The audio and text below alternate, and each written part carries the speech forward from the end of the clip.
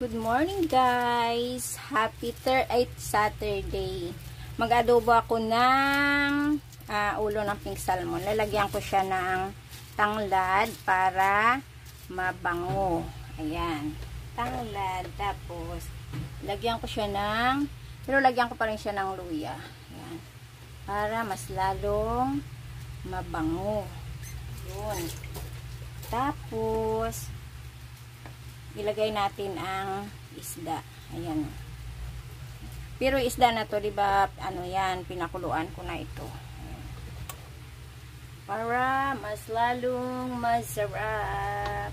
Kasi puro lang sigang-sigang sa miso. Ngayon, para maiba naman, i-adobo natin siya. Tapos, lagyan natin siya ng sibuyas. Ilagay ko na rin ang kanyang sili.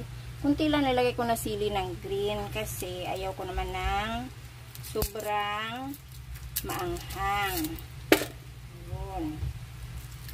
Tapos dali lang. Magdikdik muna ako ng bawang.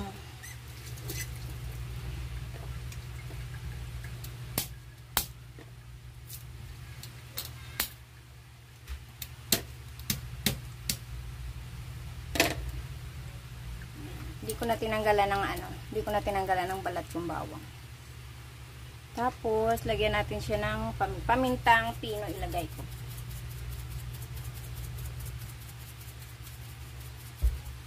Ng pamintang pino. Tapos, ang ating suka. Ayan. Tapos, ang tuyo.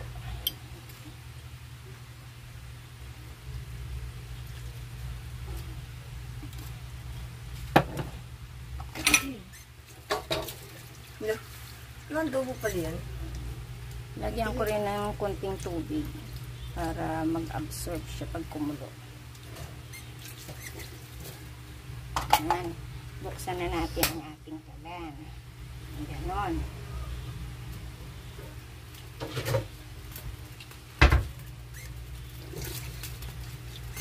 Tapos, takipan muna natin. Yan.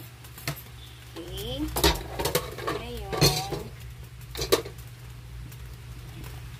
tapos maglilinis na naman ako ng bumili ako ng Adidas I Can't Go Down.